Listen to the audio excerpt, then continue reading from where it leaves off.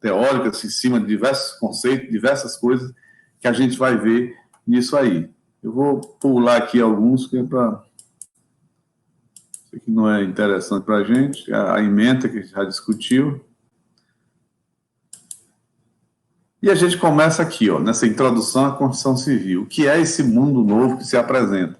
Claro que eu falo isso às pessoas que já têm uma vivência dentro de um canteiro de obra, aquelas que já estão estagiando há algum tempo, que já tinham uma afinidade ou um envolvimento qualquer com o canteiro de obras, talvez seja relevante algumas coisas aqui, outras não. Mas, para aqueles que não têm, não viveram ainda, não tiveram a oportunidade, nem tempo, nem vontade de entrar num canteiro de obras, como profissionais da engenharia civil, é o momento aqui para você... Não tem sala de aula no Google, eu nem uso esse Google, só se for uma coisa muito interessante que você vai botar lá. Mas esse material todinho eu vou colocar lá no portal do aluno da Uninorte. Eu boto tudo lá no portal da Uninorte. Isso é uma orientação do coordenador, não sei porquê, talvez para obrigar o pessoal a se matricular ou não. Então, ele orientou que colocasse todo o material para os alunos no portal da Uninorte para as pessoas irem lá. Já está lá o quê, mulher? O que é que já está lá, hein? Eu já coloquei lá? Ou você está perguntando? Se você tiver... Acho que eu não coloquei ainda não. Hoje eu estava mexendo... tá perguntando. Então, Stephanie, eu não coloquei ainda, mas hoje à noite ou até amanhã de manhã, com certeza, eu coloco todos eles lá. Hoje eu estava colocando aqui, antes de começar essa aula, o pessoal da Tecnologia 2, eu já atualizei, botei todos os slides que a gente discutiu lá no portal da Uninorte. Mas esse aqui, da Tecnologia 1, não coloquei nada ainda não. Mas hoje à noite, com certeza, eu já vou colocar essas questões. Se não, amanhã de manhã é certeza absoluta. Vou ver como é que eu vou estar hoje à noite, senão amanhã de manhã, com certeza. Mas, possivelmente, hoje eu já coloco isso aqui. Porque, olha só, então, a área da construção civil abrange todas as atividades de produção de obra. Então, essa execução, produção de obra, essas questões todas, está dentro da construção civil. E, durante os 5 anos que vocês vão estudar aqui, vocês vão sair preparados mesmo para assumir a responsabilidade de uma obra. Aí você sabe tudo o que acontece dentro da obra? Claro que não, ninguém sabe tudo, ninguém, nem os engenheiros sênior, que já têm uma vivência muito grande dentro de obra, eu que já tenho 40 anos de construção civil, que eu me formei em engenharia, o dobro da idade de vocês eu já tenho de engenharia, não sei tudo, tem coisas que eu ainda aprendo, até com o mestre de obra hoje, ele fica fazendo algumas coisas, eu olho, tá vendo isso aí, interessante. Então, não se sabe tudo, mas você sai com a confiança para assumir as responsabilidades e aprendendo junto com os caras. O importante é você sair confiante. Isso aqui, a gente, desses 5 anos, deixa você preparado para isso, principalmente nesse primeiro emprego que vocês vão encontrar, que é a primeira oportunidade, é dentro das obras.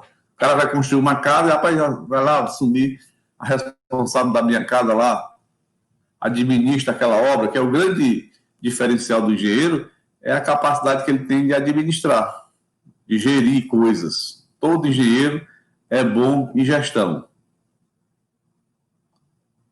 Então, isso é fundamental que nós tenhamos essa percepção. Então, olha só, estão incluídas nessas áreas atividades referentes a planejamento e projeto. Então, o planejamento é a primeira coisa que você faz. Qualquer obra que você vai começar, a primeira coisa que você faz é um planejamento. Quando vocês forem profissionais, que alguém lhe chamar, mas eu vou construir uma casa, está aqui o projeto arquitetônico, já está pronto, eu queria que tu tocasse essa obra para mim, que fosse o responsável técnico. O que você vai fazer? Vai pegar o projeto, vai estudar o projeto e vai fazer o seu planejamento. Porque você vai fazer uma execução de uma obra. Isso aí é o processo. Para você executar uma obra, a primeira coisa, você vai pegar o projeto, estudar ele, entender perfeitamente o que é que vai ser feito e você vai fazer o seu planejamento. E o que é o seu planejamento? É você mobilizar as pessoas que vão trabalhar com você. Para você mobilizar essas pessoas, você já definiu quantas pessoas vão ser. Pelas atividades, os serviços que estão lá, você já sabe quantos pedreiros você vai contratar, quantos serventes você vai contratar, se já vai contratar o carpinteiro, se já vai contratar um eletricista, um encanador, Quem faz esse planejamento é um engenheiro civil. Isso é que vocês vão fazer quando for iniciar qualquer obra. Aí você vai dimensionar, o que a gente chama de dimensionar a sua mão de obra, os seus profissionais. Você vai calcular pelas atividades que vão estar lá sendo executadas, quantos pedreiros você quer começar, quantos serventes, quais os profissionais você vai definir quantos são. E vai fazer o seu levantamento de material também. Você vai levantar o seu material e vai dizer para o dono, não, vou precisar disso e disso para começar a obra. Aí você vai fazer, a primeira coisa que você faz, a locação, que a gente vai ver aqui. Eu estou antecipando aqui só para aquecer a mente dos senhores e prendê-los aqui nessa atenção desse que eu estou falando aqui. Locação, que é pegar todos os dados, informações, medidas do projeto e jogar no terreno. Isso aqui é locação de obra. Está escrito no livro? Não, é os conceitos que a gente vai formando com o que a gente aprende aqui. O que está escrito no livro é o que está escrito aqui nesse slide. Mas eu estou formulando coisas aqui além do que está escrito aqui, porque é quando você forma seu próprio conceito. Em locação, você vai formar o seu próprio conceito. Esta é a ideia. Então, voltando aqui, estão incluídas nessa área planejamento e projeto, execução, que é o ato de começar a obra, manutenção também e restauração de obra. Olha como é bem amplo a engenharia civil. Mas, no primeiro momento, vocês vão pegar reforma e execução. Restauração não é necessariamente uma reforma. Restauração, a gente usa esse termo mais para obras de arte. Vai fazer uma igreja, por exemplo, recuperar uma igreja, fazer uma reforma na igreja. Tem alguns pontos da igreja que você vai fazer restauração, obras de arte. Por isso é que está aqui. Em diferentes segmentos, tais como edifícios, estradas, portos, aeroportos, canais de navegação, túneis, instalações prediais, obras de saneamento, de fundações e de terra em geral. Olha como é amplo o espectro da construção civil, muito amplo. E obra de saneamento, que está aqui, aproveito para dizer para vocês, que quando vocês estiverem saindo da faculdade, já indo para o mercado de trabalho, no Acre aqui vai ter uma explosão de obra de saneamento. Porque, acho que vocês sabem, já ouviram falar, se está se comentando tanto isso, no Acre, no Rio Branco, aqui, uma capital do estado, só tem 18% de rede de esgoto na cidade. Olha que absurdo. Isso é para ter 100% rede de esgoto. Rede de esgoto, quando você tem esgoto, você tem economia na saúde. Não tem tanta gente doente. Nos postos de saúde aí é cheio de crianças doentes. Por quê? Porque não tem rede de esgoto e nem tem água tratada. Então, a ideia é que se apareça muito dinheiro nos próximos anos, 2022, principalmente, para a obra de saneamento, porque está precisando, inconcebível a nível nacional, que é uma vergonha que uma capital de um estado só tenha 18% de rede de esgoto em Rio Branco, porque no resto do município não tem nada. Você anda ali em Sena Madureira, se tem algum de vocês é de Sena, o esgoto é a céu aberto. Nessas cidades dos municípios, tudinho aí, você fica lá na rua. Sena Madureira é uma cidade bonita, ruas largas, bonitas, mas o esgoto é a céu aberto, não tem rede de esgoto. Então, é um absurdo. Então, a tendência é que apareça muito essas obras de infraestrutura.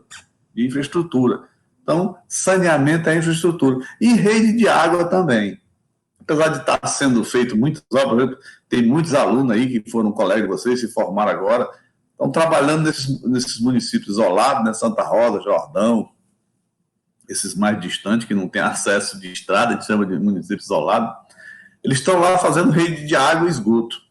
E eu tenho contatos com ele permanentemente, que ele dá livre, é muito perguntando coisas, e é impressionante o nível de vibração que eles estão, e a cidade não tinha nada, os caras estão fazendo estação de tratamento de esgoto, botando rede de esgoto, instalação água, ampliando rede. É um negócio fantástico. Ainda é muito pequenininho em cima da nossa necessidade, que ainda é muito grande.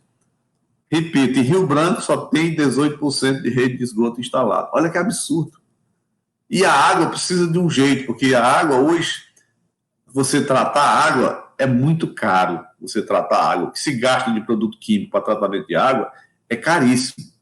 Porque você pegar a água do rio, aquela água que é toda poluída, você tratar e dar potabilidade a ela e que fica em condição de você tomar a água da própria torneira, como uma parcela significativa da população faz isso, não faz eu, você, toma água mineral, você estudinha aí, mas o pessoal da periferia, todos os trabalhadores da construção civil, todos tomam água naturalmente das torneiras, como na Europa, né? Na Europa, nos Estados Unidos, você toma água da torneira, então, naturalmente. Mas lá tem potabilidade, aqui não. Mas é porque a água vem poluída? Não. A água que vem da estação de tratamento para a sua casa, ela é extremamente pura e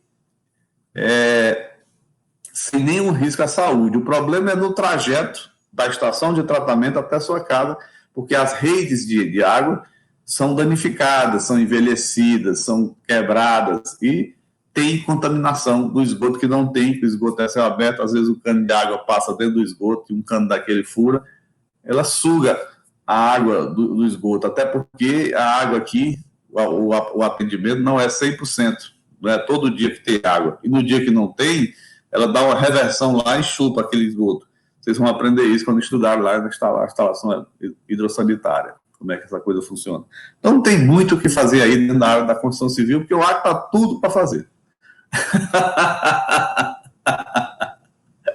Não chega a esse ponto não, porque vocês moram numa área da cidade, tenho certeza, que não é periférica, assim, não é, não. Não afirmaria isso, parceiro. Não chega a esse ponto, não.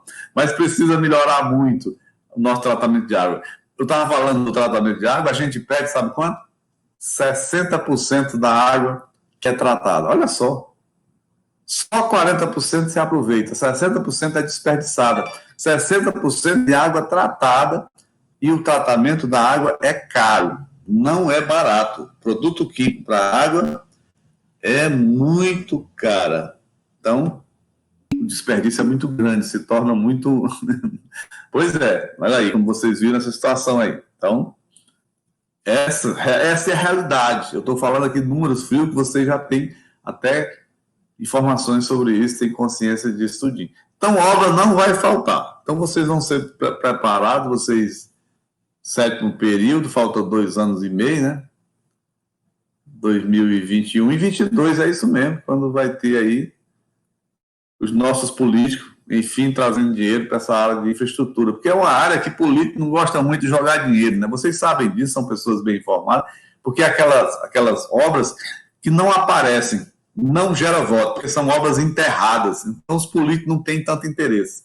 Mas a necessidade está tão grande, a carência está tão grande, está se gastando tanto dinheiro com saúde, por falta do saneamento, que está na hora de começar a ter essa preocupação. E nesse momento que a gente está vivendo de inovação tecnológica, em que as redes sociais estão muito ativas, eu tenho certeza que a gente vai melhorar muito o nosso político. A gente vai melhorar muito o nosso representante lá. Claro que isso é um processo lento, né? De uma hora de uma eleição para outra que vai mudar tudo, vamos escolher só pessoas honestas e competentes. Também não é assim, né? Se fosse assim, era muito bom. Mas, lenta e paulatinamente, a gente vai mudando, escolhendo melhor o nosso representante, porque, quer nós gostemos ou não de política, nós somos seres políticos e precisamos escolher bem o nosso representante. Nós estamos em período de eleição, agora esse ano tem eleição, temos que saber escolher bem o nosso representante. Vamos escolher pelo estômago, nem pelo ser parente, nem por ter uma dúzia de tábua, de telha, vai me dar, não. Vamos escolher um cara que vai fazer bem para a coletividade. E tem gente boa aí no meio dos vagabundos também, dos safados, tem muita gente boa também.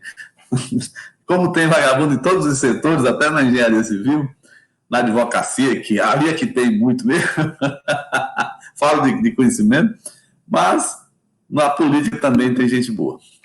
Vamos lá, avançar aqui.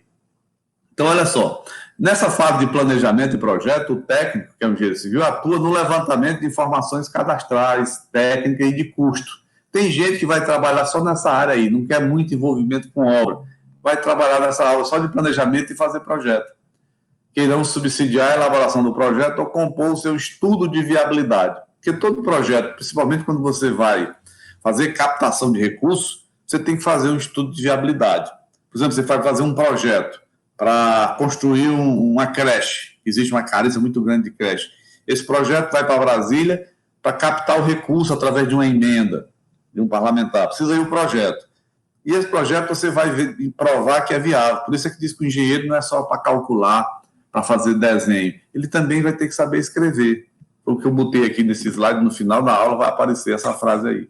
Tem que saber ler e escrever também. Esse essa qualidade o engenheiro civil tem que ter também, porque ele precisa escrever e justificar que existe necessidade daquele dinheiro para a região que você está fazendo o projeto. Então, tem que saber fazer isso. É o projeto de viabilidade. Ainda nessa fase, o TEC desenvolve os projetos arquitetônicos. Os arquitetos e tem engenheiro também que faz projeto arquitetônico. Hoje, o engenheiro, para ele ir para o mercado, ele tem que ir dominando. O CAD já está ultrapassado, é o Revit. Você tem que dominar o Revit. O Revit integra ali os orçamentos, integra os projetos complementares, integra até quando você tiver, hoje, quando vocês forem para o mercado de trabalho, a plataforma BIM já vai estar obrigatória que vocês usem. E você compatibilizar todos os projetos arquitetônicos e complementares através do BIM, vai ser perfeito. Vai ser muito fácil executar a obra. Porque hoje, na minha época, todinha de engenheiro, eu vivi um conflito eterno com o arquiteto. Porque todo projeto de arquitetura tinha problema na hora da execução. Quando você faz um projeto, o papel, o programa aqui no computador aceita tudo, você fecha os contornos, tudo fica perfeito. Quando você vai para a execução real lá, você faz a locação e começa a dar concretude àquilo que o arquiteto sonhou, aí começa a aparecer as incompatibilidades. Começa a aparecer os problemas. E quem resolve isso? É o engenheiro da obra. Porque até ele acionar o arquiteto, perguntar aquilo, como é que faz, não, você tem que dizer, arquiteto, deu um problema aqui, eu estou resolvendo desse jeito. E você, na primeira vez, chama, ele não vai, na segunda ele vai, depois de muito tempo, e você vai perder tempo atrasando a obra, você vai tocar para frente e só comunicar a ele que está acontecendo isso. Aí gera um conflito. Eu vivi muito isso porque tinha muito essa discussão. Porque o arquiteto ele não tem a mesma formação de vocês, no que diz respeito a, por exemplo, as estruturas. Ele não tem a mesma visão de como é que estrutura, como é que se dimensiona uma estrutura. Então ele imagina uma sala lá, uma laje ampla, ele não sabe lá onde é que vai botar um pilar, ele imagina e bota em algum canto, mas na hora da execução é que você vai ver que aquele modelo que ele realizou não dá para fazer, você vai ter que mudar alguma coisa, se for fazer do jeito que ele está dizendo, vai ficar muito caro, porque não dá para fazer, na engenharia não existe. Na engenharia tudo é execuível, tudo se faz. Claro que algumas soluções são mais caras do que outras. Então, a função do engenheiro é otimizar os recursos, fazer mais com menos, tentar encontrar as alternativas. Porque se não for isso, a função do engenheiro, se ele não tiver na obra para fazer mais com menos, otimizando os recursos através de um conhecimento técnico, não precisa dele lá. Deixa que o mestre de obra faz. O mestre de obra já vem com experiência de muitos anos fazendo aquela mesma coisa, só que ele faz de uma maneira cara. Ele gasta muito para fazer a obra dele, porque ele não tem o conhecimento técnico que vocês têm. Eles não estudaram lá cálculo 1, 2, 3, eles nunca viram aquelas integrais que ele não sabe nem o que é, eles nunca estudaram análise de estrutura, vetores, eles não têm essa visão, eles não sabem como é que uma estrutura se movimenta, funciona, quanto é que ela tem capacidade de suportar. Então, aquele pilar que você faz 15 por 15, ele faz 30 por 30. Olha aí, 100% de despesa desnecessária. Por isso é que é importante o engenheiro na obra dando soluções técnicas execuíveis e otimizando despesas. Então, também os projetos arquitetônicos de instalações, que é os projetos complementares, dando a eles a forma gráfica. Você tem que saber desenhar, onde o Revit entra. A importância de você dominar esses programas modernos. Hoje, na minha época, ninguém estudava isso. Era exclusivo dos arquitetos. Hoje, não. É obrigado o engenheiro civil dominar, porque a tecnologia está muito avançada. E você tem que estar antenado com ela. Aquela história do Excel. O engenheiro domina aquilo e tem que ter habilidade para fazer aquilo. Manda um arquiteto fazer. Ele não sabe nem o que é, como é que usa uma forma daquela, por que ela existe. Então, tem essas coisas que você tem que saber. E detalhando as informações necessárias à execução da obra. Quando você faz um projeto completo, a execução fica muito simples. Quando o projeto é fechado, não tem muitos detalhes, você vai sofrer muito na hora de executar.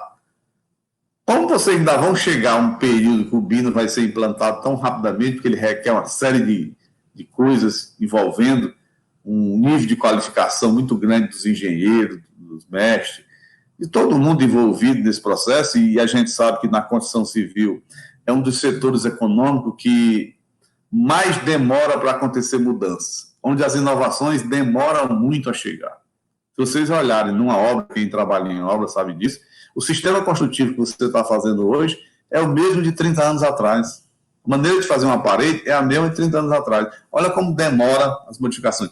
Claro que já tem muitas outras alternativas hoje de fazer vedação vertical, horizontal, laje, tudo quanto é jeito já tem hoje no mercado.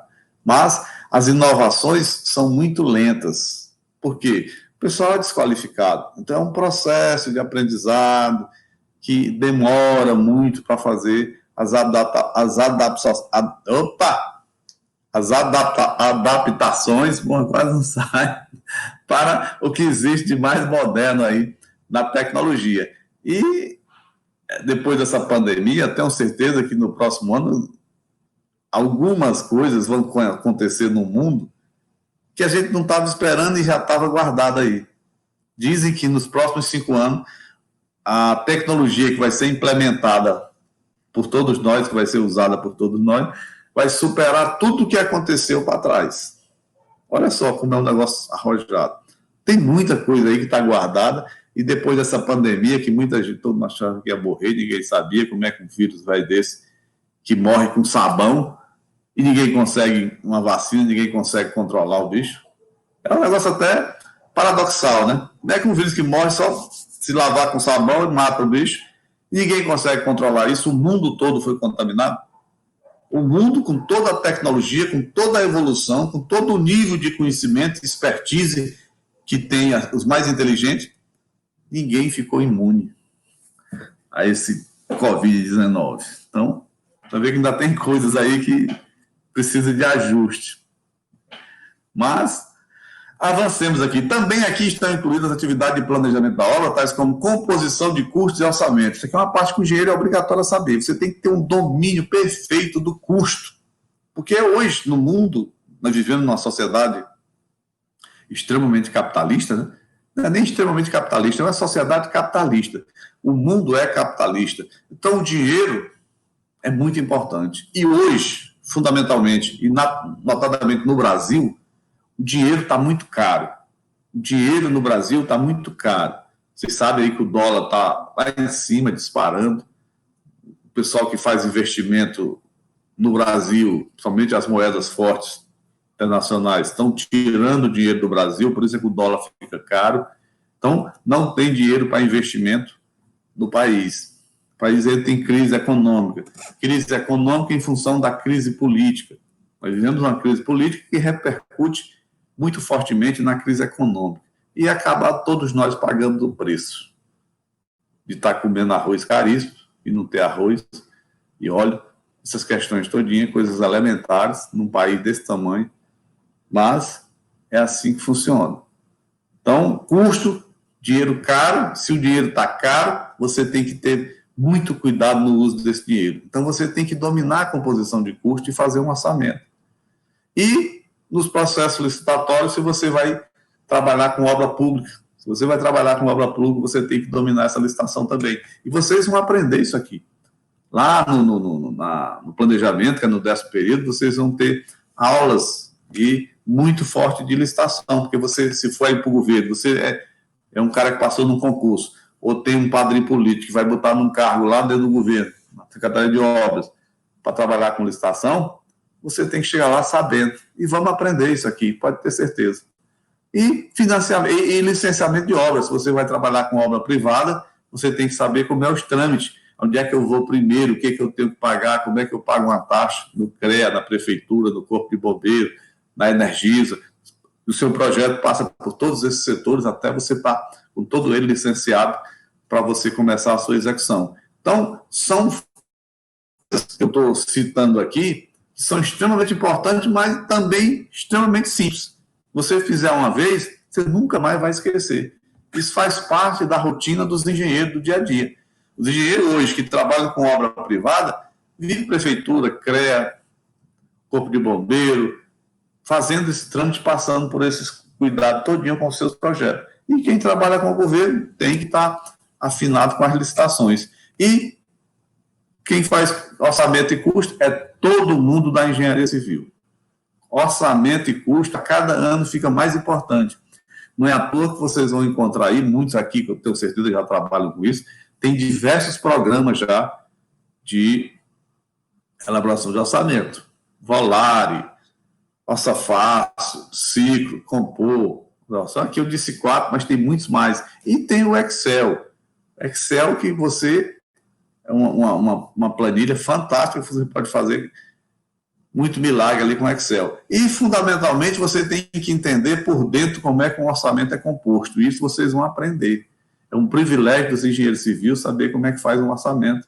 E vocês vão aprender isso tranquilamente. E é obrigatório saber. Isso que eu estou falando aqui são aquelas coisas que são obrigatórias você saber para iniciar a sua vida como engenheiro civil.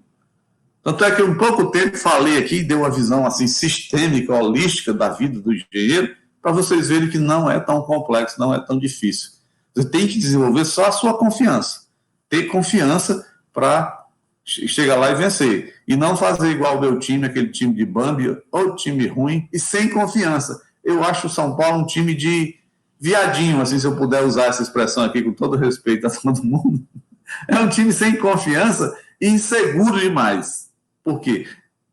Falta comando, falta alguma coisa ali. E o profissional de engenharia... Não xadrez do meu time, o time de Bambi. Mas o engenheiro não pode ter confiança. É fundamental que você tenha confiança. Confie em você. Como é que você desenvolve essa confiança? Estudando, mano. Não tem outro jeito, não. O jogador é treinando muito, exercitando, repetindo muito aquelas coisas. Não adianta você ser um marabalista da bola. Você tem que repetir insistentemente o que você vai fazer no campo. Quando você chega no campo, você vira um vencedor. O engenheiro é a mesma coisa. Você tem que treinar muito, fazendo muitas atividades, estudando muito, entendendo bem os conceitos, como é que eles são executados, e ir no canteiro de obra. Estágio em obra é fundamental, eu diria obrigatório, para você sentir realmente, quando chegar a sua vez, como é que vai ser. Porque nesse momento agora você vai para a obra sem muita responsabilidade de gestão. Você está lá só para olhar, ver como é que o engenheiro age, não tem muita pressão, não. É só vida leve, tranquilo, mas você tem que estar sempre se botando no lugar do engenheiro, quando ele está tomando decisão. Que a função do engenheiro dentro da obra é essa, o dia todo. Assumir a responsabilidade e tomar decisão, tomar decisão, tomar decisão. E é isso que vocês têm que estar preparados para assumir essas responsabilidades e tomar decisão. E eu tenho visto muito dos engenheiros, colegas que estudaram com vocês aí, que se formaram agora nesses últimos 2 anos na Uninorte, fazendo sucesso aí nas obras, tocando obra, assumindo responsabilidade. Tem muitos engenheiros que se formaram aí na turma da Uninorte, por alunos meus aí, que eles contatam comigo, eu tenho contato com todos eles, até ficam perguntando coisas ainda. Tem um que mora em Natal, fica ligando para mim de lá dentro da obra, perguntando, isso aqui que eu vi aqui, você não lembra o que o senhor falou, mas não lembro como seria a solução. A gente conversa sobre as coisas. Então, tem muita gente fazendo sucesso aí. Então, nessa parte de tocar a obra, pode ter certeza que vocês saem preparados para assumir essa responsabilidade. Não tenham medo disso. Então, voltando aqui ao nosso roteiro aqui de provocação dos senhores e de envolvimento dessa visão holística, sistêmica da construção civil, ó, na fase de execução, o técnico implanta e gerencia o canteiro de obras. Que a primeira coisa, o que é implantar? É você começar a obra, é transferir as informações do projeto para o terreno, que a gente chama isso de locação da obra, e gerencia o canteiro de obra. Quem faz o projeto do canteiro de obra é você, como na época do seu planejamento. Quando você está planejando lá, você pegou o projeto, o cara lhe contratou, para você começar a obra, aí você vai fazer o seu planejamento. Um planejamento é dimensionar a mão de obra que você vai ter, quantas pessoas, quais são os materiais primeiro que você precisa comprar, que eu vou começar a obra, e faz no seu planejamento lá, você já faz o layout do seu canteiro.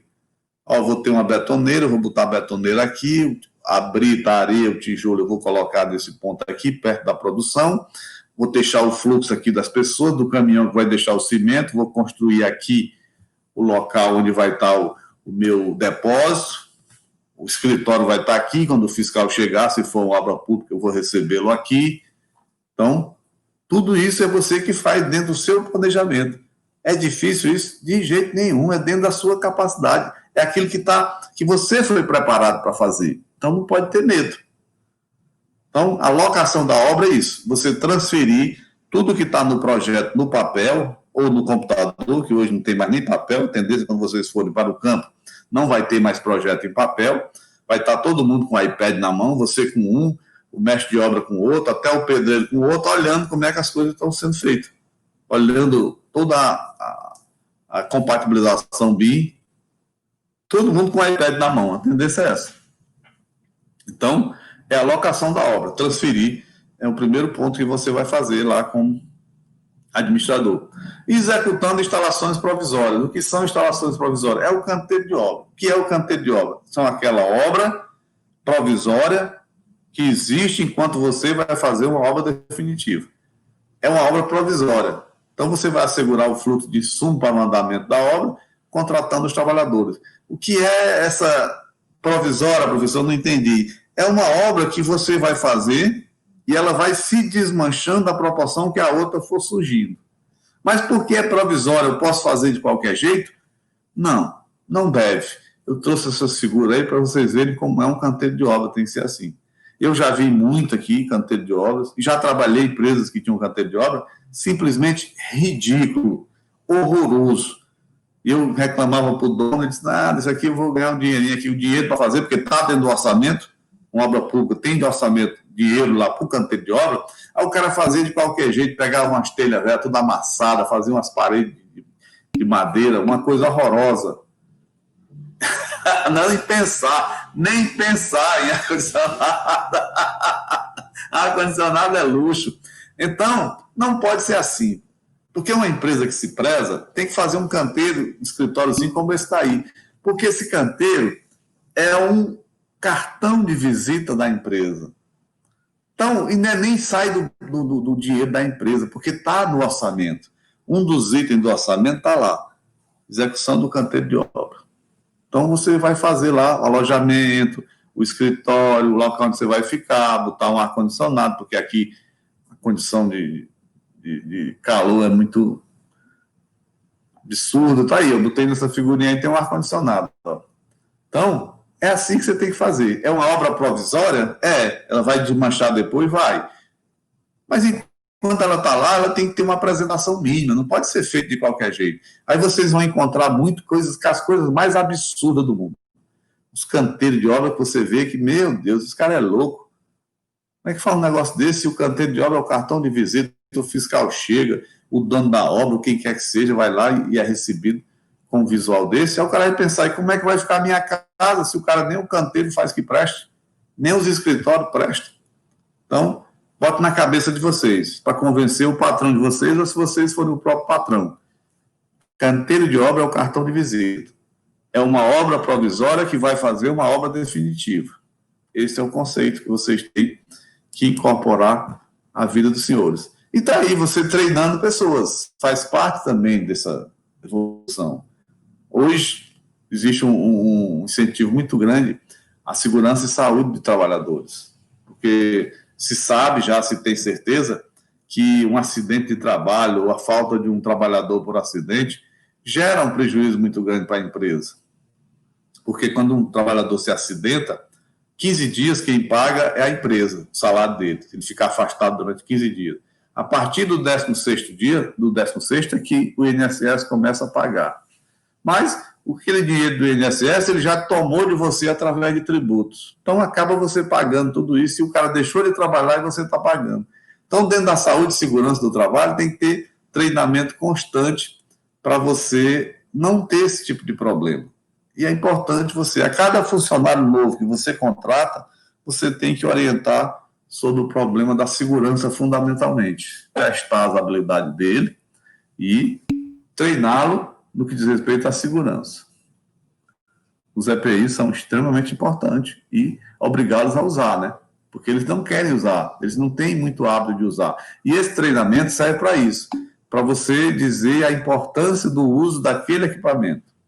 E dizer que a lei obriga que eles usem. E eles podem, você diz também, que eles podem até ser demitidos por justa causa, a CLT garante isso, eles podem ser demitidos por justa causa se eles se recusarem a usar os equipamentos de segurança. Porque a empresa é obrigada a fornecer o equipamento, mas ele também tem que usar. Se ele não usar, quem vai ser multado é a empresa, por acaso chegar um fiscal.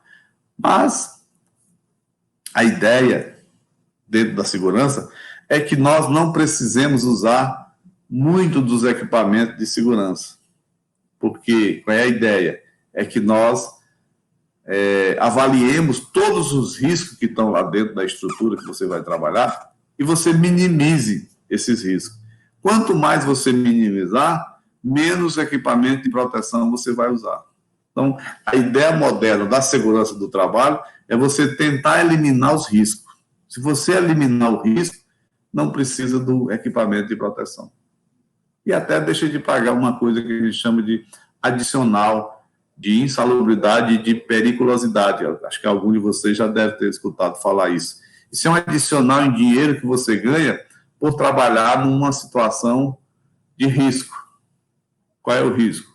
Ou uma situação insalubre ou uma situação perigosa. Aqui no Brasil, só existe isso no Brasil. Adicional de periculosidade e adicional de esses dois adicionais. Nos Estados Unidos, na Europa, não existe não, porque lá eles fazem o quê? Tentam minimizar todas as condições de risco. A gente chama de jabuticaba. Jabuticaba é uma fruta que só tem no Brasil. Quando tem alguma coisa que você diz que só tem no Brasil, aí você apelida de jabuticaba. Então, adicional de insalubridade e adicional de periculosidade são duas jabuticabas que tem no Brasil, que só tem aqui. E você vai tirar isso do funcionário, para tu ver a cultura como é, para vocês que estão se preparando para ser engenheiro. A cultura do trabalhador, ele vai ganhar 10, 20, 30 ou 40% além do salário mínimo. Ele prefere ganhar esses 20% do salário mínimo, que hoje quanto é? R$200, do que trabalhar numa situação salubre, sem insalubridade. Ele se arrisca, não, eu prefiro trabalhar ali, porque esses R$200 eu estou precisando deles. Olha o conceito absurdo. Isso aqui vem ao encontro daquilo que eu falei. O dinheiro está muito caro e difícil. Então, quem tem que saber usar. E, no caso, vocês vão ter um dinheiro para tocar uma obra. Então, esses adicionais, as pessoas que trabalham em situação de risco recebem esse percentualzinho. Tira isso deles, eles não vão querer de jeito nenhum. Preferem ficar arriscando a vida, a saúde, mas ganhando R$200 a mais. Infelizmente, no Brasil, a ideia é assim. E vocês vão fazer fiscalização também. Quem vai trabalhar no governo, o governo contrata empresas para executar obras. E os engenheiros do governo todinho são fiscais dessas obras. Eles vão fiscalizar. E você, quando está tocando a obra por conta própria, você também tem que estar lá em cima fiscalizando. Claro que você que escolheu o mestre, você que escolheu o pedreiro, o carpinteiro. Então, parte da premissa é que eles são da sua estrita confiança. E você confia plenamente nas decisões deles. E se isso acontecer, você vai estar muito bem na fita. Mas, de vez em quando, a gente quebra a cara. Já aconteceu comigo, pessoas que eu confiei muito e não tive êxito, tive problemas seríssimos com essas pessoas. Acontece, mas... Outra coisa que você vai fazer dentro da obra, dentro da construção civil, são os programas de qualidade. Você vai implantar os programas de qualidade que existem aí no mundo.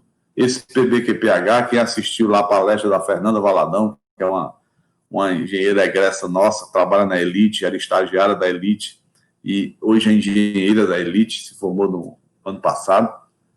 PBQPH é um programa de brasileiro de qualidade e produtividade, e ela deu uma palestra muito interessante, como é implantado esse programa brasileiro de qualidade e produtividade lá na Elite. A Elite é uma das empresas de top aqui do Acre, uma empresa nova, muito recente, e que está com um cartel de obra muito grande. Por quê? Porque ela está implantando um modelo de gestão bem interessante. Não sei se tem algum de vocês aqui que são da Elite. Tem alguém aí que está estagiando na Elite? Não. Acho que sétimo período eles não pegam lá, não. Mas se tiver Aqui no Acre a gente consegue muita coisa com relação de amizade. Mas quem tiver a oportunidade de entrar lá, por favor, não perca essa oportunidade. Lá é uma empresa modelo padrão. Claro que é bom você ver as outras também, para saber do como não fazer. Tem algumas empresas de pequeno porte que pegam algumas obras públicas que você precisa trabalhar lá também para você saber como é o outro lado. No lado não é só a elite. Hoje só a elite tem esse padrão de qualidade.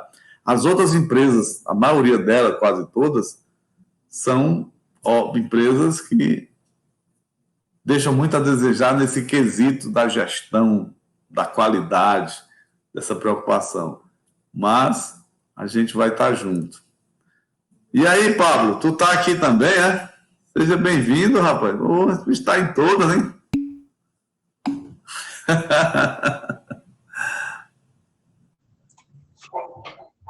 E aí, professor? Tudo bem, rapaz? Tu tá aqui também, né? Tô. Não tinha feito essa disciplina ainda, não? Roda aí, tem que ficar fazendo agora. Ah, e tá fazendo a Não, eu também, não fiz nem tecnologia 1, nem tecnologia 2. É isso, tô fazendo a 2 também.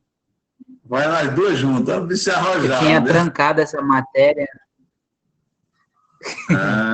Eu tinha trancado essa matéria e essas duas matérias. E não fiz tecnologia 1, nem a 2 e passei em tecnologia 3. É porque são assuntos diferentes, Paulo. Se tu fizer só 3, né? Como não tem pré-requisito, a 3 você só trabalha com orçamento. Então vai ser muito fácil a 1 e a 2, porque tu já avançou muito.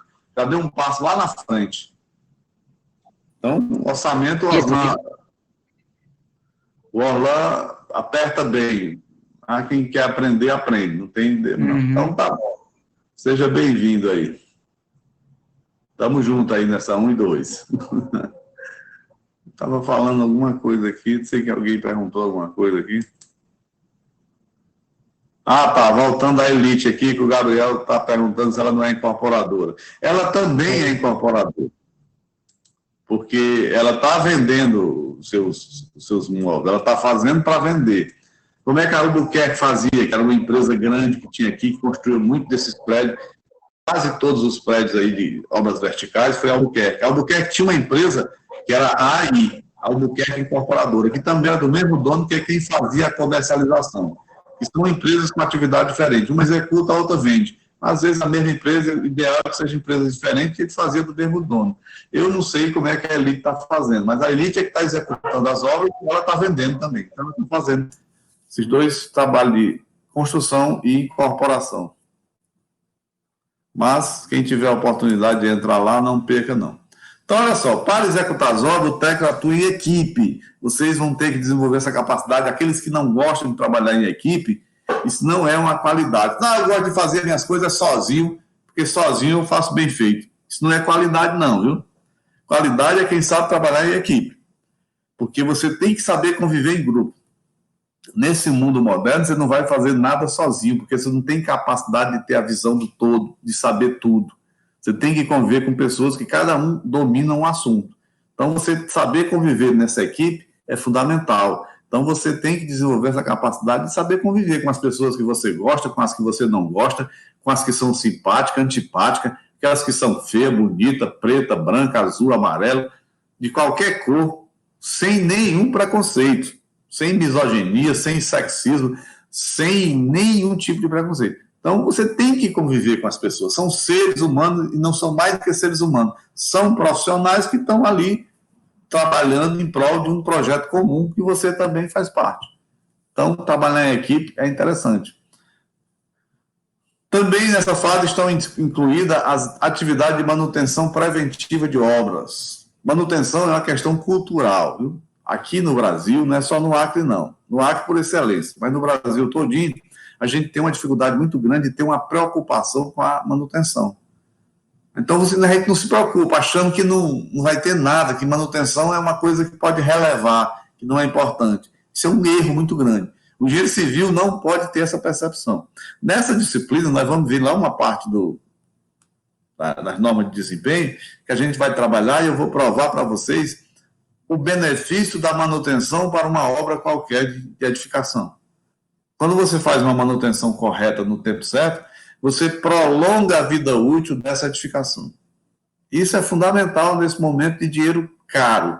Se o dinheiro está caro, você tem que encontrar todas as alternativas para fazer esse dinheiro valer muito mais. Certo? Então, olha só, a área da construção civil tem interfaces com diversas outras áreas profissionais. Aí é que é a importância do trabalho em equipe. Você vai interagir com muita gente, até de outros segmentos, de outras situações econômicas, de outro potencial econômico. Além da nítida interface com a área de gestão, que o engenheiro civil é um gestor, é um administrador, ele desenvolve essa capacidade. Claramente presente nas atividades de gerenciamento da execução e da manutenção de obra, deve ser ressaltada as relações com as áreas de transporte, mineração, química, meio ambiente, agropecuária, arte, design, saúde, informática e comércio. Olha só, com tudo isso aí você vai interagir. Nós vamos falar aqui de cada uma dessas situações, como é que você, os materiais de construção e os sistemas construtivos, e vão estar todos envolvidos dentro dessa ideia aqui da construção civil. A interface da construção civil com a agropecuária se dá, por exemplo, do que se refere ao extrativismo da madeira. Aqui no Acre, nós não temos madeira. Aqui no Acre, nós temos muita matéria-prima da madeira. Qual é a matéria-prima da madeira? São as árvores. Mas existe uma legislação muito rígida para você derrubar essas árvores que tem, que são árvores centenárias, árvores nativas, são complicadas. Por exemplo, o Paraná tem muito mais madeira do que no Acre, porque lá eles têm plantações mesmo para derrubar para a construção civil. Tem lá, as árvores são para a construção civil, então elas são feitas para derrubar mesmo. A madeira lá não falta para fazer obra. Aqui no Acre é difícil. E, por ser difícil, está muito cara. Hoje, você não vale tanto a pena você fazer uma edificação em madeira. Se você quiser umas tábuas pronta para fazer uma vedação e que essa tábua esteja bem plainada, uma madeira boa, que ela seja bem enxuta, tenha passado por estufa, no final da obra acabar sendo o mesmo preço de alvenaria. E o tempo de vida da obra de alvenaria é muito maior do que uma obra de madeira, porque aqui no Acre a madeira está cara. Mas você precisa saber disso, porque tem que especificar a madeira, os tipos, as suas propriedades físicas e mecânicas. Você tem uma disciplina só de madeira, estrutura de madeira, as técnicas de beneficiamento, como se conservar a madeira. Tudo caro aqui no Acre, até o feijão, né? E o arroz está caro aqui. Até o arroz, que é o comido de todo mundo, todo dia. Ninguém vive sem arroz.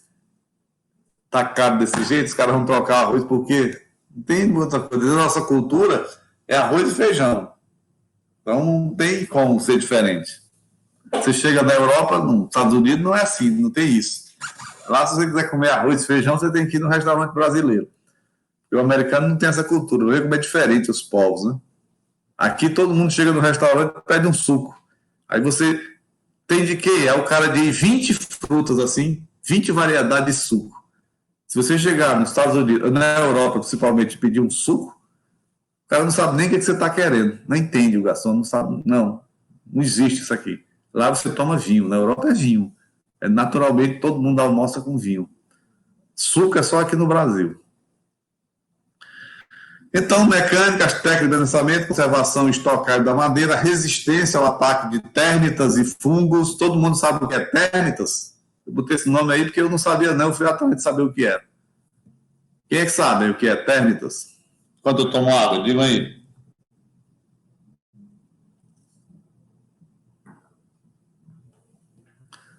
Já que ninguém falou, vou dizer, é cupim, né?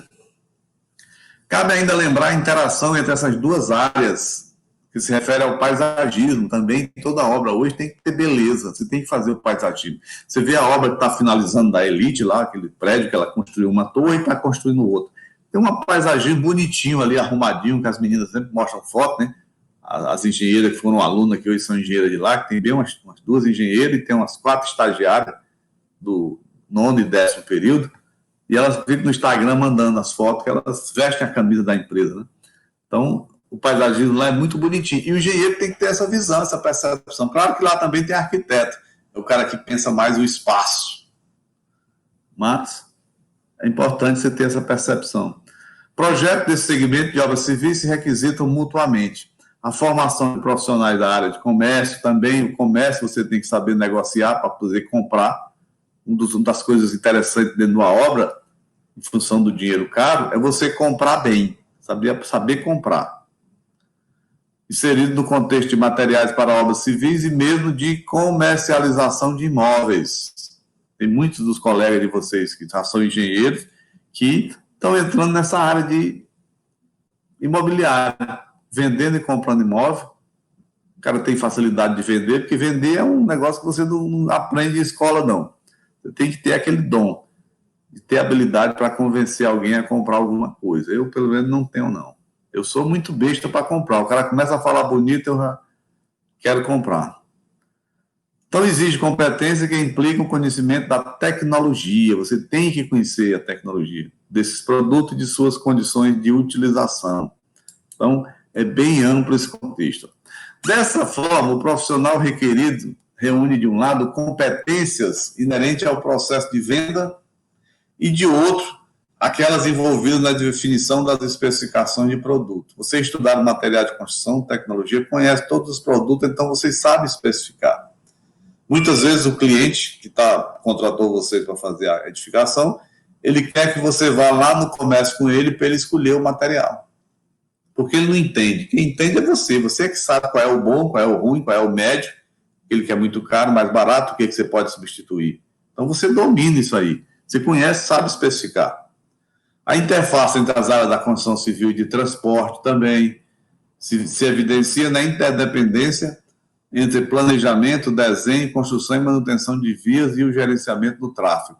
Toda obra de edificação que vocês forem fazer hoje, esse projeto lá de acesso, dependendo do que é a obra e qual é a posição dela em relação à rua, você tem que passar no RB Trans para saber se seu projeto de arruamento está desenvolvido, está atendendo, se a via não está sendo agredida, se você está deixando espaço, se tem estacionamento. Então, esse gerenciamento do tráfego na sua obra, você também tem que entender disso. E a saúde e segurança do trabalhador, que eu já falei aqui, é uma exigência de todas as atividades profissionais hoje, ganhando especial relevo na área da construção civil, na qual existe condições de trabalho comumente perigosas, insalubres e até penosas.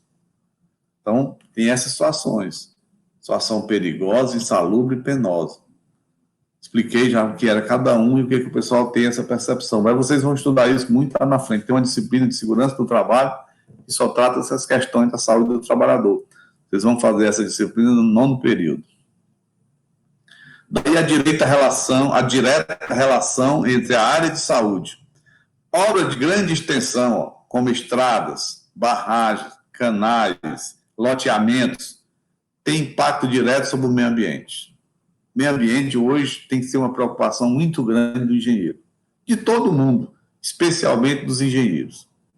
Além disso, a construção civil consome muito produto, cujo uso agride diretamente a natureza.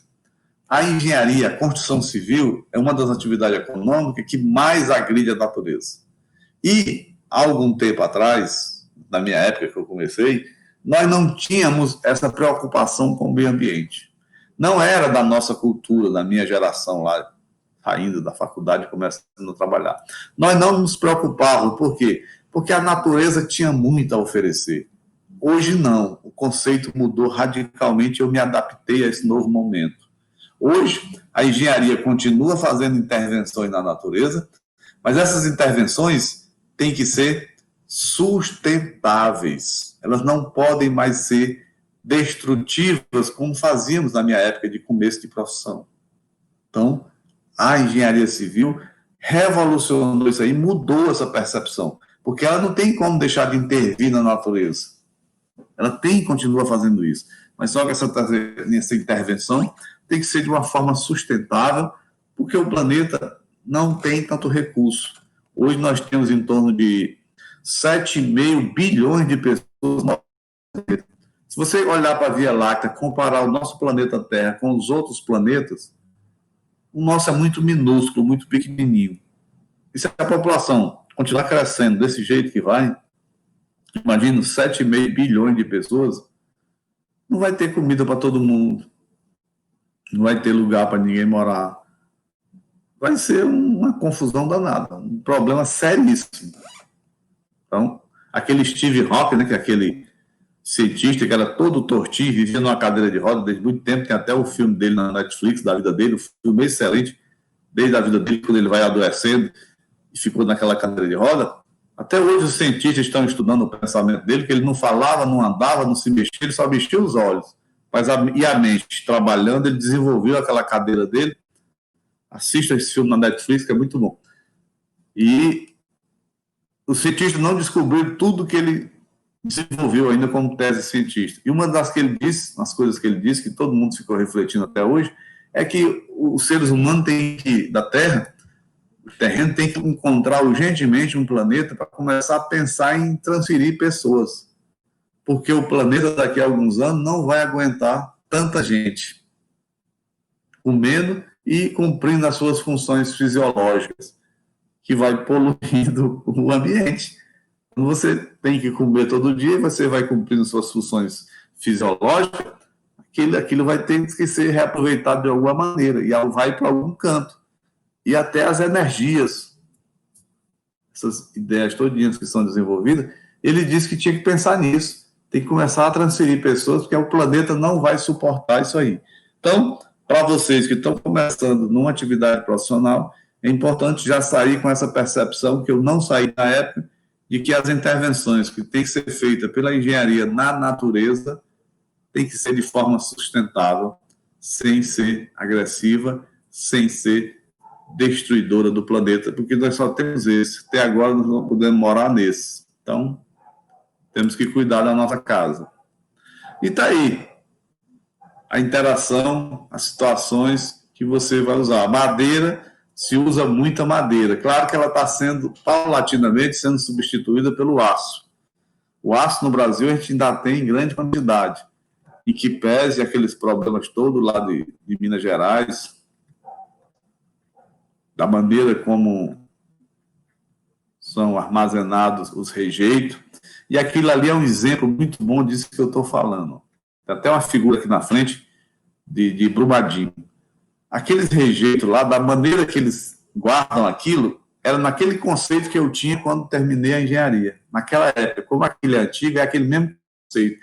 Nós nos preocupávamos, nunca passou na cabeça de ninguém que aquilo ia arrombar e aquele detrito, aquele material pesado de minério ia contaminar tanta gente e matar tanta gente. Não passava na cabeça de ninguém isso. Tanto é que eles nem se preocupavam muito quando apareciam os sinais de que alguma coisa estava para acontecer. Mas acidente só deixa de acontecer até a hora em que acontece. Não dá para você prever. Não dá para programar. Só depois da manhã vai ter um acidente, então eu não vou passar pelaquela rua, não. Não é assim que funciona.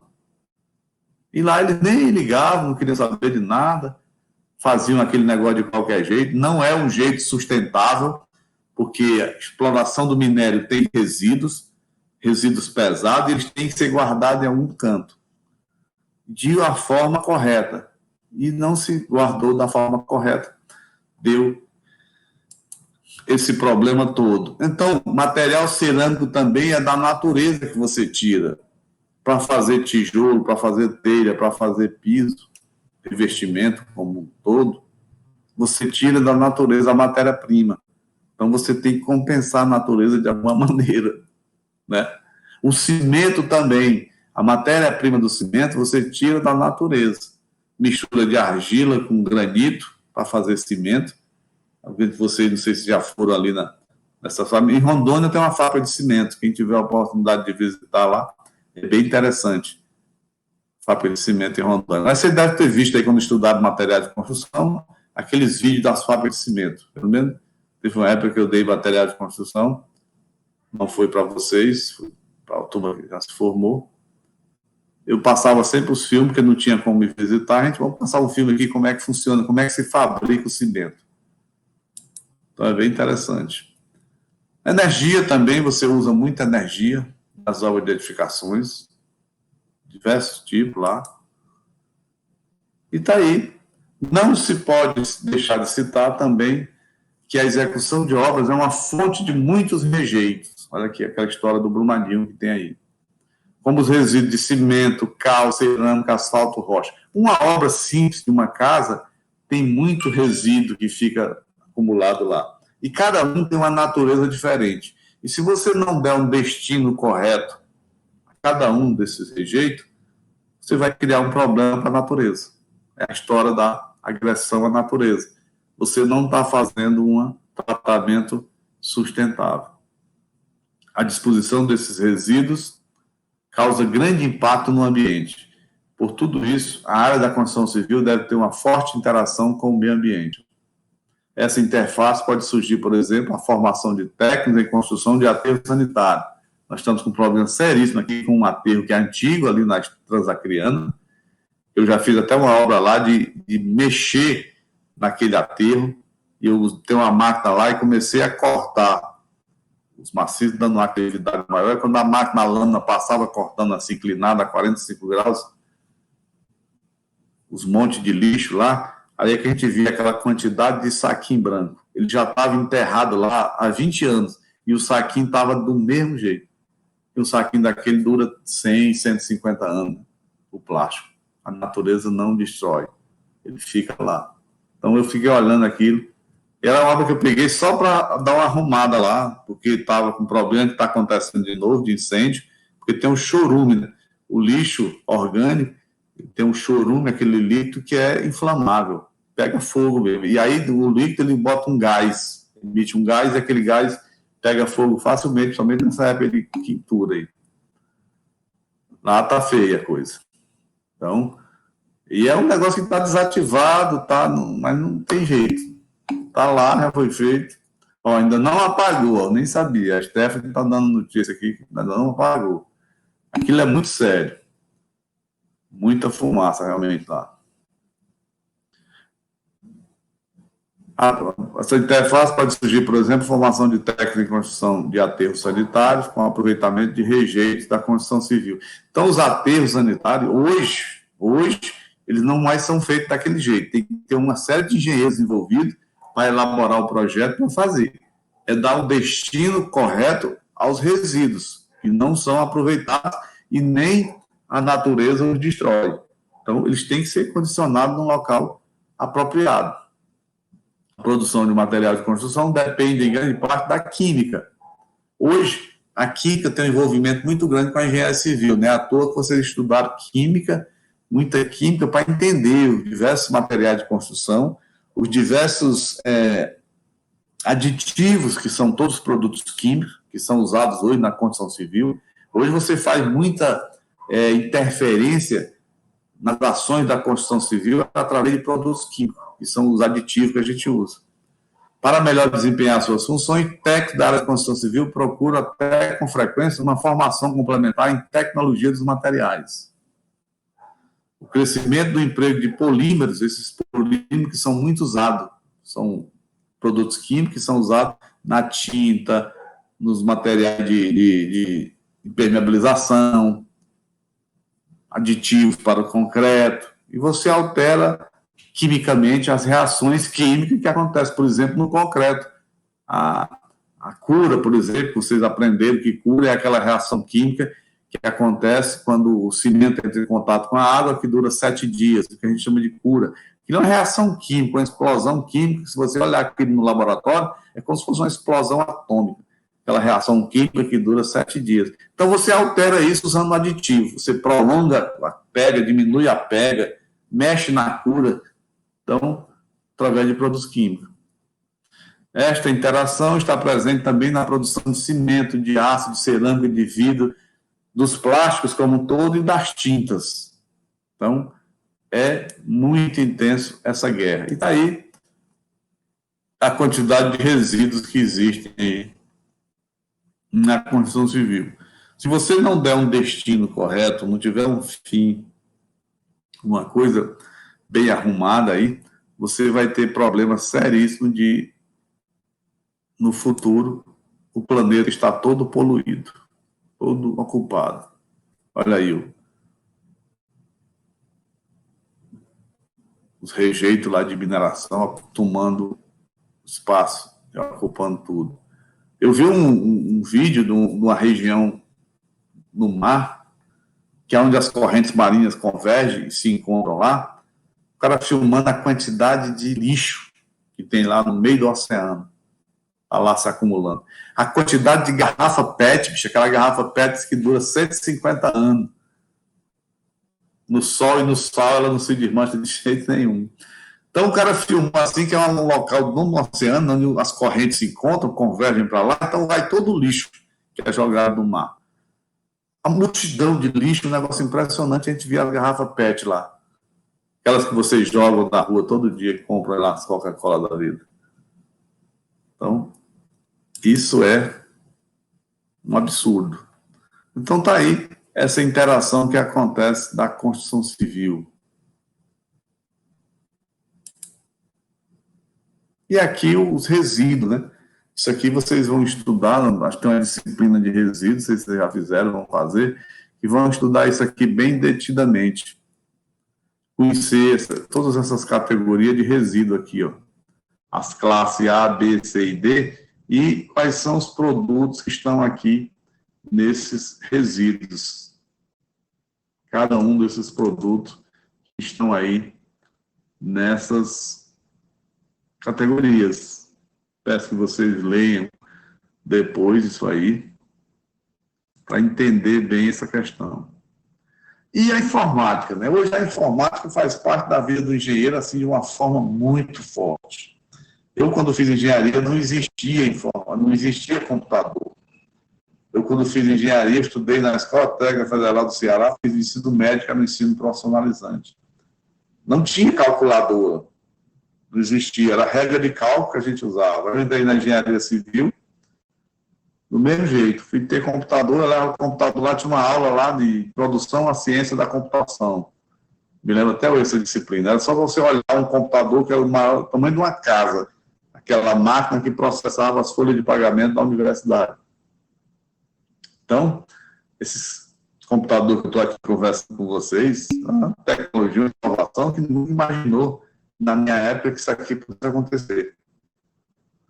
Teve uma época que eu queria até morrer, porque achava que ela tinha vivido muito, 60 anos, já está bom. Aí, agora, quando eu vi, mudei de ideia radicalmente. Quero mais não, vou viver o máximo para me ver essa inovação tecnológica acontecer. Essas coisas boas que estão vindo. Em 90, começou, em 1990, eu já morava no Acre aqui, começou a internet.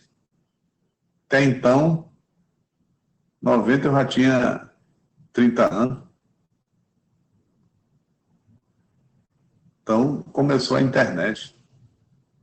Até então, eu vivi sem internet. Imagina, não tinha celular, não tinha Wi-Fi, não tinha telefone sem fio, laptop aqui para me estar sabendo em tempo real o que acontece no mundo.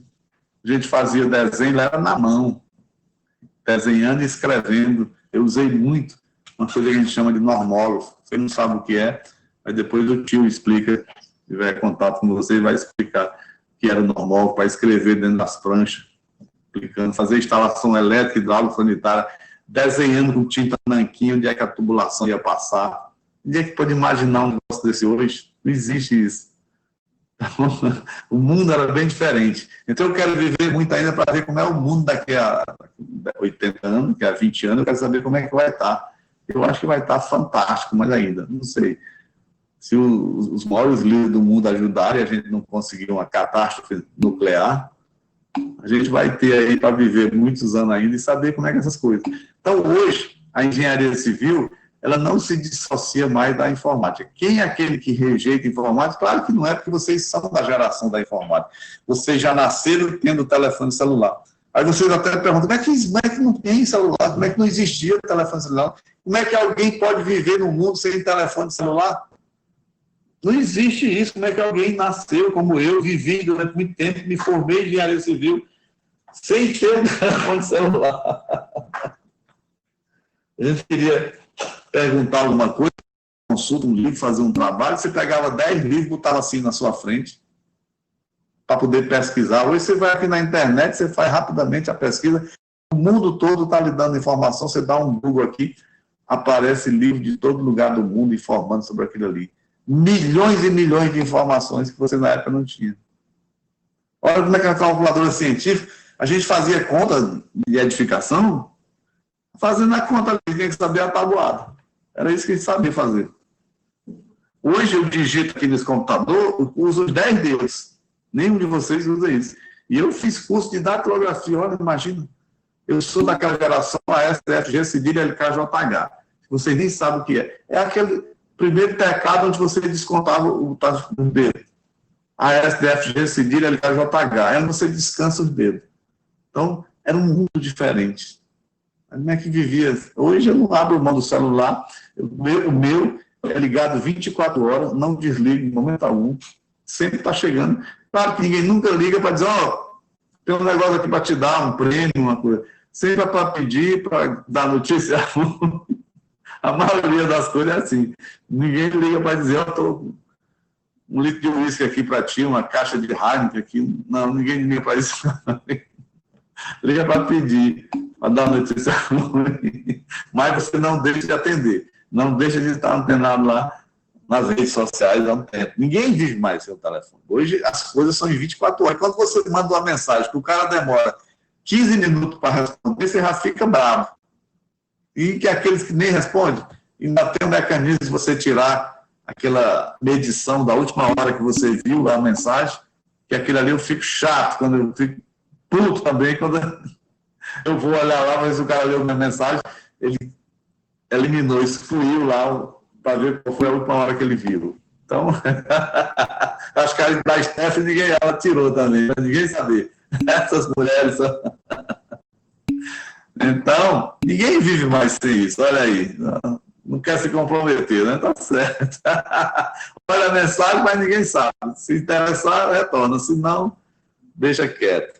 Mas a vida é assim, o mundo moderno vai fazendo essas coisas. Então, a informática hoje faz parte da vida da gente. Não tem mais como fazer isso. Eu botei aqui o CAD, mas hoje, os projetos lá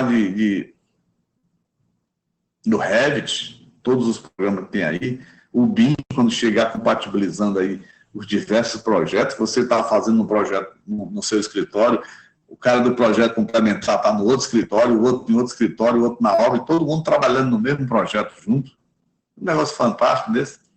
As coisas são muito rápidas. Hoje você tem que ter uma mente extremamente ativa. Eu estou com problema de corpo. A minha mente está cada dia mais ativa. Mas eu estou com a minha lombar aqui doendo, fui para o Pilates ontem, acho que a minha pilateira machucou minha lombar, e estou aqui todo dolorido, sentado, doido para terminar essa aula, mas eu fico conversando demais, acaba prolongando muito. Mas o corpo não está atendendo, mas a minha mente está bem rejuvenescida. Eu trabalho com engenharia, trabalho dando aula aqui com vocês, que precisa reciclar e estudar, trabalho como advogado também, e vamos levando. Então, vamos levando, que vamos aí. Então, a mente vai estar aquecida, as sinapses aqui da mente, os neurônios estão todos oxigenados, mas o corpo está pagando um preço muito alto. E nessa pandemia que eu fiquei recolhido em casa, aqui, fazendo home office, fiquei numa vida sedentária muito grande, não fui para a academia, não fui para o Pilates, voltei para o Pilates 2 meses, porque o meu médico da coluna disse que eu tinha que voltar para o Pilates, e contratei a pilateira só para dar aula para mim, para poder não ter contato com ninguém, com medo do Covid-19. Então, nesse período de pandemia, eu fiquei meio com uma vida muito sedentária. Então, minha coluna pagou um preço que agora ela está doendo aqui, por eu estar esse tempo todo sentado aqui, mas extremamente prazeroso estar contactando com vocês, porque a finalidade dessa aula aqui, dessa tecnologia, é eu passar a minha vivência, a minha experiência para vocês, como é que eu vivi essa engenharia, como é que eu vejo hoje, o que eu preciso provocá-los, incentivá-los, para que vocês se tornem engenheiros cada vez mais capazes, mais preparados mesmo para o mercado de trabalho. Porque não adianta só você estudar muito, você ser um excelente aluno, porque o mercado de trabalho quer algo mais que isso. Não é que é só o cara teórico, que é aquele cara que estude muito, mas que ele saiba aplicar aquilo que ele estudou.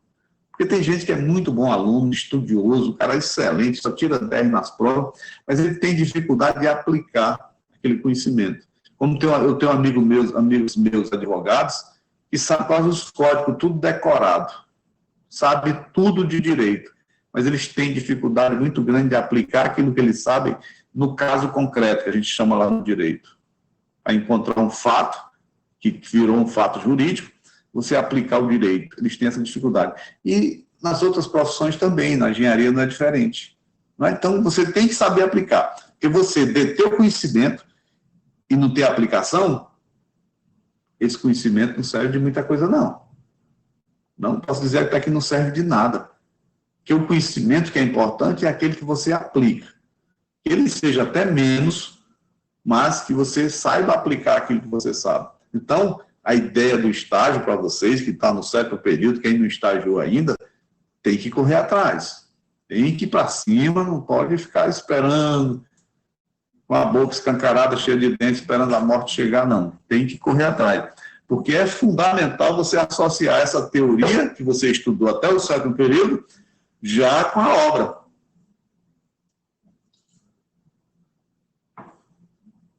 Com o modelo de gestão da obra.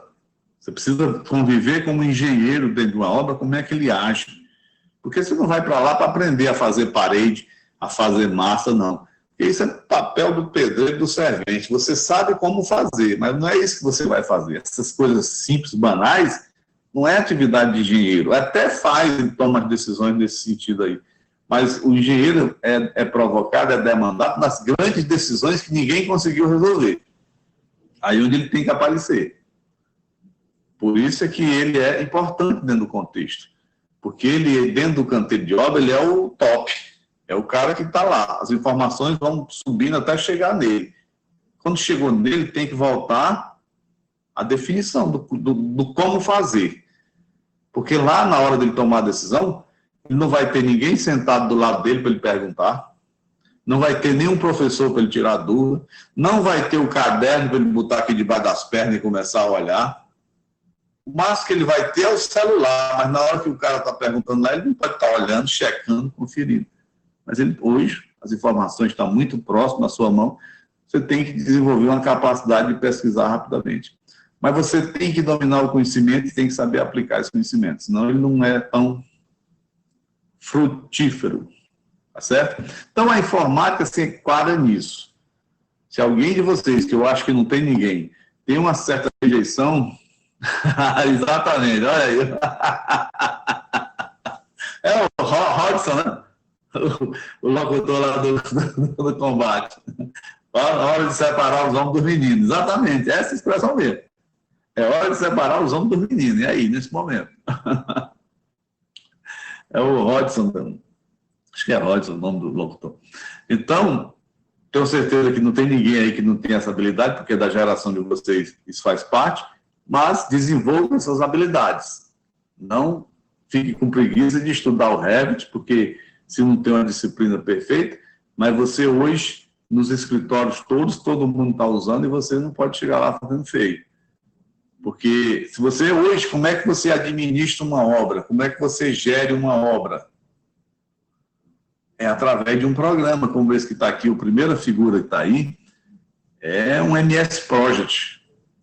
É um modelo de gestão que você acompanhar a evolução da obra. Lá no 3º período, o Pablo aprendeu lá a fazer o gráfico de Gantt, que é do cronograma físico-financeiro, e isso é tudo informatizado hoje através do MS Project, que você vai lançando os serviços que vão sendo executados e quanto dinheiro você vai gastando, e o dono da obra pode estar lá em Miami, e ele está acompanhando lá a evolução da obra que você está tocando aqui no Acre.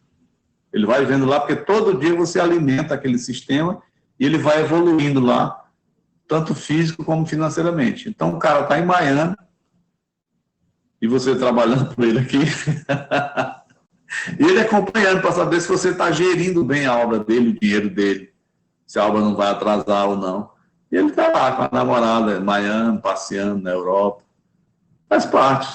Tem que valorizar quem chegou nesse estágio de estar lá. Eu não cheguei ainda, mas eu gosto de dar uma viajada pelo mundo que me faz bem conhecer o mundo. Eu adoro os Estados Unidos, que lá a tecnologia é fantástica. Lá você vê a tecnologia assim que não chegou no Brasil ainda. Um negócio assim, como eu sou um cinéfilo, adoro cinema, Eu, de vez em quando, vou para Los Angeles, vou no estúdio daquele de cinema e fico olhando como é que os caras gravam os filmes lá. Entrei no estúdio fazendo um tour. É um negócio fantástico. E no tour que eu estava lá dentro, chegou um caminhão que não tem no Brasil aqui, para descarregar um material, um caminhão baú, tipo baú, né? Aí, quando desceu, uma senhora, cabelo branco, aqui, com todo respeito, uma velha, como eu aqui, desceu sozinha dentro do caminhão. Ela desceu do caminhão, um caminhão lindo. Eu não olhei nem para o cinema, fiquei olhando para o caminhão. Desceu, foi lá atrás, operou todinho, o caminhão abriu. Ela tirou todas as coisas que estavam dentro, umas caixas grandes, através de equipamento, botou no chão, os caras pegaram. Uma senhora. Um caminhão daquele não tem aqui ainda. Ela sozinha operou. Não botou uma caixa na cabeça, não fez peso nenhum. Ela manipulou tudo através de um sistema lá de transporte, descarregou o caminhão. Eu fiquei impressionado. E o caminhão é lindo. Lá a gente vê uns caminhões que não tem por aqui. Então lá a tecnologia é muito mais avançada do que aqui. Um negócio assim, fantástico.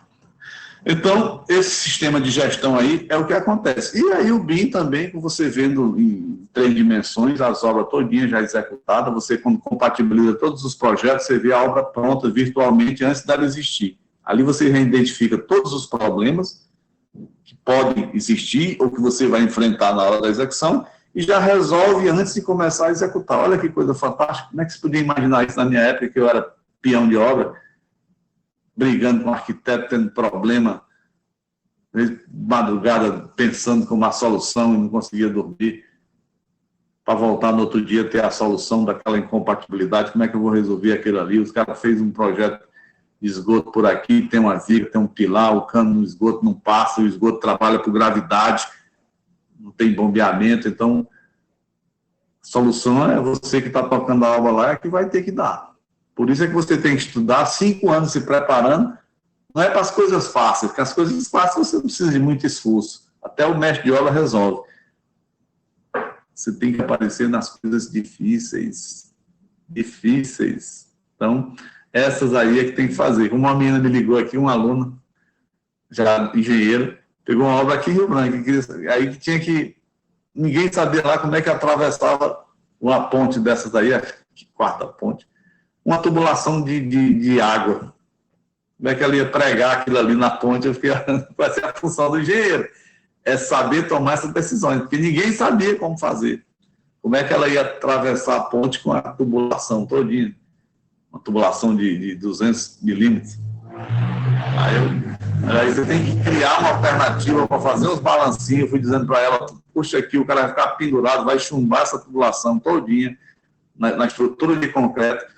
Então, isso aí é que você mostra que a engenheira é quando vai tomar essas decisões, porque as decisões fáceis, até o mestre faz e você faz, mas você mostra que está preparado mesmo quando aparecem as decisões difíceis que fogem totalmente da sua zona de conforto. Você está lá, pô, que coisa é essa? Como é que eu vou resolver isso aqui? Você não tem nem ideia do como fazer.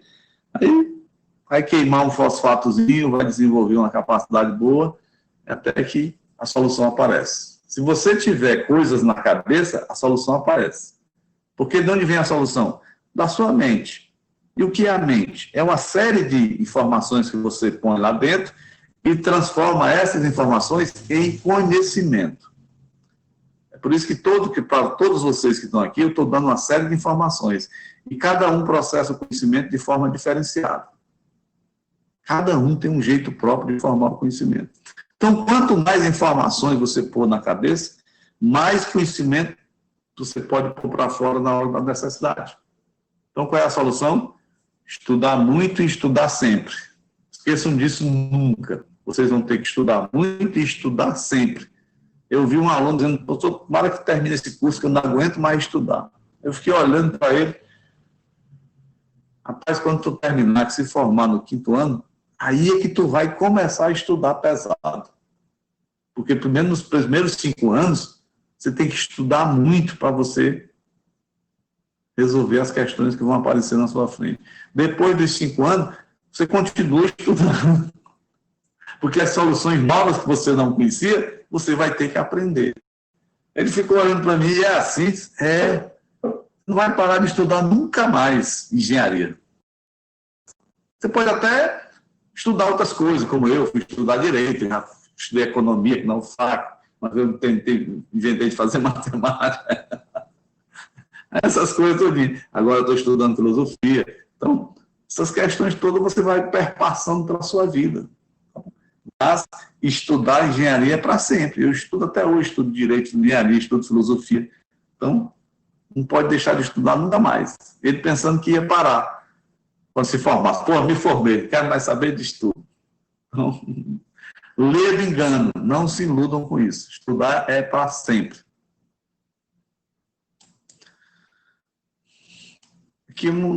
Então, aqui o que tinha aqui, que eu não falei nada, então está aqui. A informática é uma das áreas que tem interface com todas as áreas profissionais. Na construção civil, essa interface está caracterizada no uso e desenvolvimento de ferramentas de projeto e de gestão de processo. Então, essa gestão de processo que eu estou falando aqui é a administração da obra através desses programas que existem aí de acompanhamento. Um deles é o MS Project, que é aquele programa que você faz o gráfico gigante ou de outro tipo, e vai acompanhando o cronograma físico e financeiro da obra.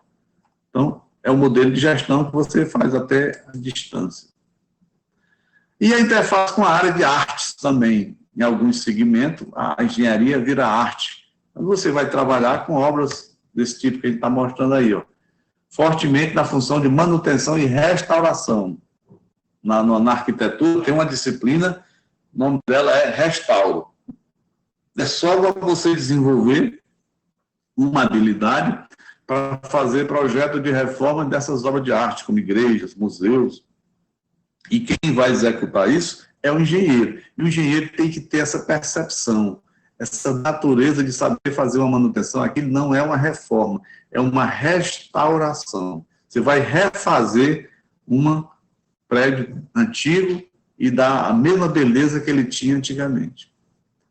Onde obra de valor histórico e artístico exigem conhecimento de história de arte e de técnicas que são de uso corrente, por exemplo, entre pintores e escultores. Então, esta ideia é você descobrir que às vezes você está trabalhando com uma série de profissionais, aí você vai escolhendo aqueles que você vai marcando. Esse cara é bom, vou querer marcar ele aqui, vou continuar com ele, onde eu for, vou levar. Então, você sabe aquele cara que é o pedreiro de acabamento, aquele pedreiro que trabalha em altura e não tem frescura, sobe mesmo, tem pedreiro que é maluco, você tem até que ter cuidado com ele, senão ele faz igual uma aranha, sobe pelas paredes, tem bicho maluco doido dentro de obra. Então, você tem que saber esses caras tudinho, quando você mobiliza a sua obra, esses caras são o carro-chefe que vai cuidar de você e da sua obra.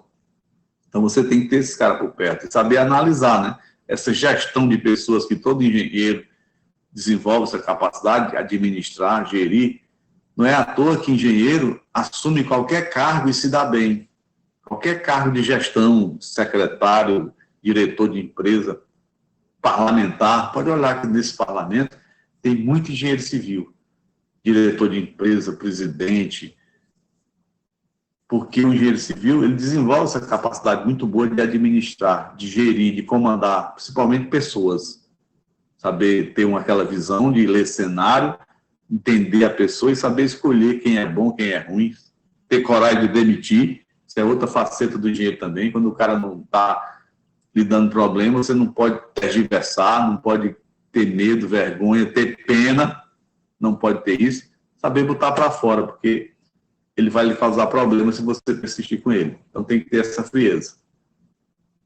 Então, as obras de arte também faz parte da engenharia. E, fundamentalmente, a geomática. Hoje, a geomática tomou um espaço na vida do engenheiro civil muito grande. E não só do engenheiro civil, de diversas áreas correlatas aí. Hoje, os estudos geomorfológicos que são feitos, os equipamentos que são usados hoje para fazer essas análises, é um negócio impressionante. A geomática interage com a área da construção civil no posicionamento e no anteprojeto de grandes obras, como barragens, estradas, canais, etc. A utilização de bancos de dados georreferenciados possibilita a prevenção e o controle de riscos ambientais, que é uma coisa importantíssima hoje, a cuidar do planeta e das pessoas. definindo as obras necessárias e as formas de execução delas. O que são riscos ambientais? Riscos ambientais é o risco biológico, o risco químico, o risco ergonômico, o risco de acidente, mas fundamentalmente são 5 os ergonômicos, mas fundamentalmente você trabalha no ambiente com 3, é o físico, o químico e o biológico. Esses 3 estão diretamente ligados à construção civil, apesar dos outros 2 também. O ergonômico, que a ergonomia já é uma palavra é muito antiga, mas agora ela está cada vez mais com ênfase, tenho certeza que vocês sabem o que é uma ergonomia, e o risco mecânico. O risco mecânico que é o ligado ao acidente. Você cair de uma escada é um risco mecânico, é um acidente. O risco físico, químico e biológico, esses aqui é que a gente chama mais os riscos ambientais. Então, essa interação que a construção civil faz, você, engenheiro, tem que ter uma capacidade de olhar um cenário e ver a possibilidade daquilo transformar num acidente. O que a gente chama isso? É analisar o risco. Saber ler um ambiente e saber que aquilo ali, aquela situação é arriscada. Se o peão for trabalhar daquele jeito, você tem a percepção de dizer para ele que não, porque aquilo ali pode gerar um acidente. Então, você não pode se negar a reconhecer uma atitude de risco. Então, risco químico, físico, biológico, qualquer situação da construção civil, isso chama-se risco ambiental. Associado com o risco ergonômico é aquele do conforto. Você ter uma cadeira confortável, uma mesa confortável, trabalhar num clima agradável, não ser no sol quente, é ergonomia. É conforto, prazer para a pessoa. Você fazer isso para o seu trabalhador, para ele poder produzir mais. E também evitar os riscos mecânicos, os riscos de acidente. Então, esses 5 riscos ambientais vão fazer parte da sua vida. Quando é que você vai estudar isso mais profundamente? Quando você fizer o curso de especialização em Engenharia de Segurança do Trabalho. Esse curso aí é o único pós-graduação que dá título. Dá o título de Engenheiro de Segurança do Trabalho. Título extremamente importante e que tem um mercado de trabalho extremamente promissor. Só quem pode fazer esse curso é quem é engenheiro e quem é arquiteto. Formado.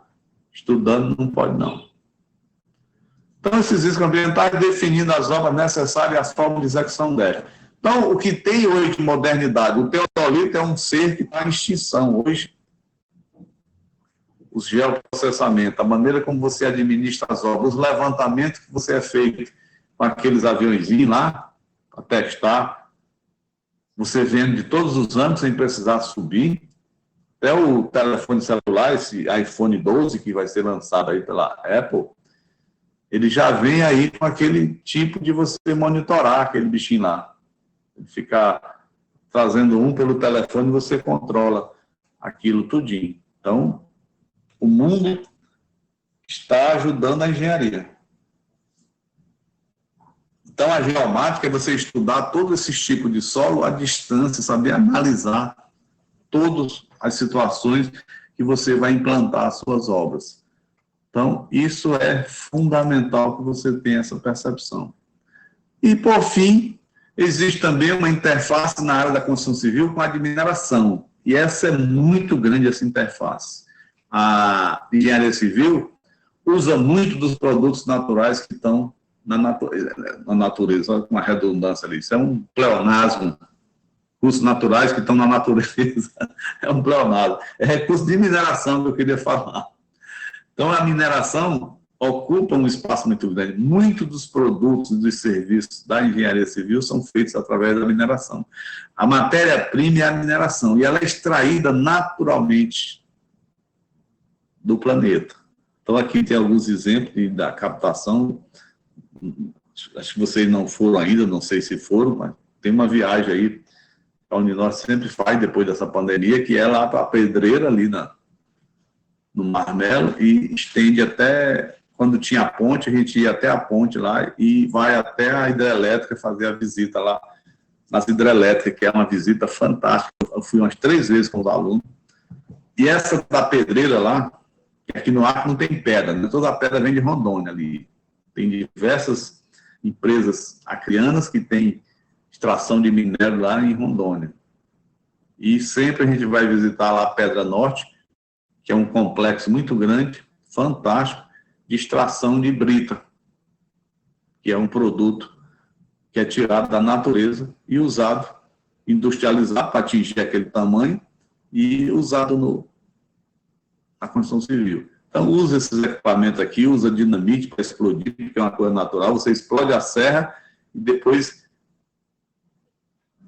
brita aquilo, né? Quando vocês estudarem materiais de construção, vocês viram como é um produto industrializado a brita. Mas se é de uma serra, é porque na serra ele está inteiro. Você dinamita e vai cortando em pedaços menores, britando. E isso é um processo de industrialização. Vocês aprenderam isso lá em materiais de construção, muito bem com a professora Alana. Excelente professora que está fazendo o doutorado lá na USP. Então, olha só. Existe também uma interface na área de construção civil, como na mineração. Esta interface se dá pela definição e pelo controle dos produtos de interesse para a construção civil, tais como areia, pedra, argila, terra e outros produtos minerais. Então, você tem que saber explorar, saber extrair, saber tratar esses materiais e saber proteger a natureza.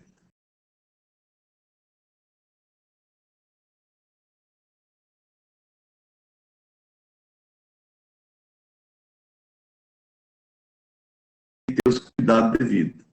Não se pode deixar de lembrar que é preciso levar em conta a interação com a educação básica. Olha aqui o que eu comecei a aula falando, vou terminar aqui também. Da qual deve vir competências primordiais, entre tantas outras, as de ler, interpretar, redigir textos e calcular, assim como as bases científicas necessárias na construção das competências técnicas. Então, você tem que chegar na engenharia com essas habilidades aqui. Tem uma aula aí que eu dei, vou dar para vocês lá no final, que é sobre criatividade. É bem interessante a aula que eu preparei para outra turma. E a turma do primeiro ano de introdução que vocês não tiveram, foi com outro professor. Eu que fiz essa aula de criatividade, você precisa, eu começo com uma pergunta, precisa ser criativo para fazer engenharia civil? E depois a gente vai responder que não precisa ser criativo para fazer engenharia civil. Você precisa ser criativo para ser engenheiro civil. Estou querendo dizer que durante 5 anos você desenvolve essa capacidade de ser criativo. Mas você tem que ter uma base de conhecimentos. É isso que eu chamei aqui de competências primordiais. Ler, interpretar é fundamental, se gostar de ler, saber ler, interpretar, e redigir texto, porque você vai fazer também projeto de captação de recursos. E calcular. O que é calcular hoje? É você saber fazer as planilhas. É fazer os cálculos todo do sistema, porque o contador é que faz o grande trabalho. Você tem que saber usar a ferramenta. Hoje você não precisa mais decorar tabuada, o computador faz essas contas tudinho, tanto no orçamento como na Excel. Hoje, o engenheiro civil domina o Excel e ele dá uma agilidade muito grande no Excel. Aquela história, né? Quantidade de informações que você tem à disposição sua e a rapidez que você recebe essas informações, também exige que você dê retornos muito precisos também, e rápido. Você recebe tanta informação, com tanta velocidade, em tempo real, você está antenado com o mundo. Então, o seu feedback também tem que ser preciso e rápido. Não pode ser, olho tanta coisa e não aproveito nada. Isso é desperdício de tempo. Desperdício de tempo. Você tem que usar menos as redes sociais, ficar menos tempo no telefone e direcionar essa energia numa atividade mais produtiva. Tá certo? Então, 19h41, 29h30, o que está faltando aqui, mas para a gente finalizar é nada, é uma tela em branco. Então, eu tinha outro slide aqui, mas a gente conversou tanto, fizemos uma abordagem aqui bem ampla dessa introdução da construção civil, no sentido de motivá-los, provocá-los e trazê-los à realidade. Tomara que o Pablo tenha aproveitado, porque o Pablo já fez a tecnologia 3, olha que coisa absurda. E eu estou preparando vocês para chegar lá na tecnologia 3 já bem fortalecidos, assim, confiantes, de encarar um orçamento de frente, porque você já domina toda a base que precisa para ter um orçamento lá na tecnologia 3. Tomara que ele tenha vibrado com isso aí, que alguma coisa ele tenha aproveitado disso, tá certo? Então, nós vamos ficar devendo para vocês esses 20 minutos que faltam aí.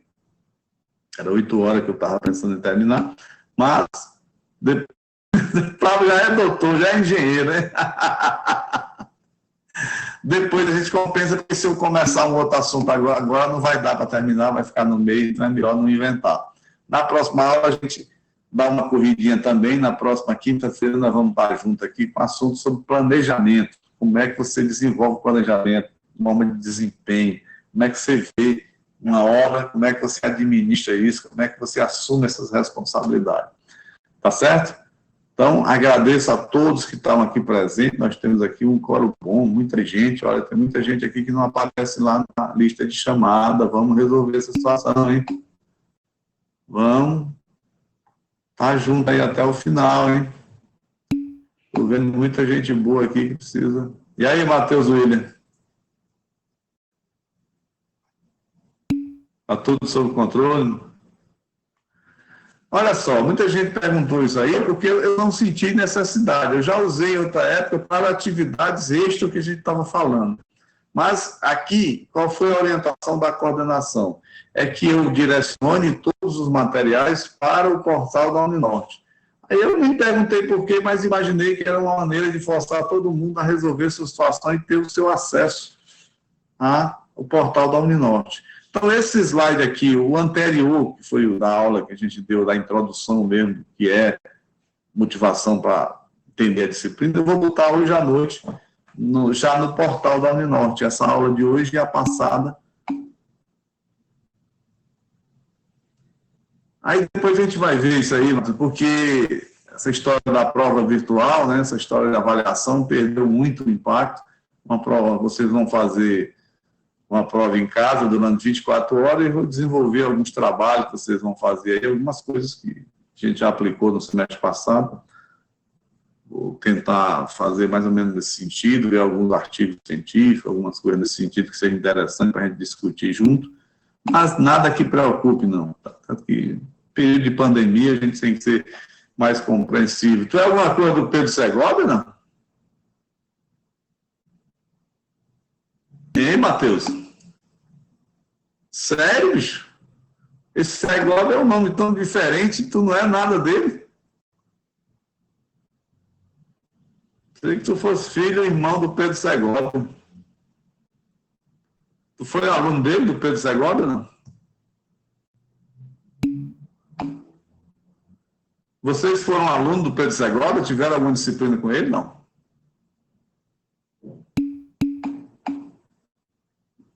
Paulo, eu ia dizer para ele, perderam um excelente professor se não tivesse estudado com ele. Muito bom, e o Pedro está fazendo mestrado lá em Brasília, na UNB, então logo ele termina, ele retorna, é um profissional excelente. Não, dele é Segovia também, com B.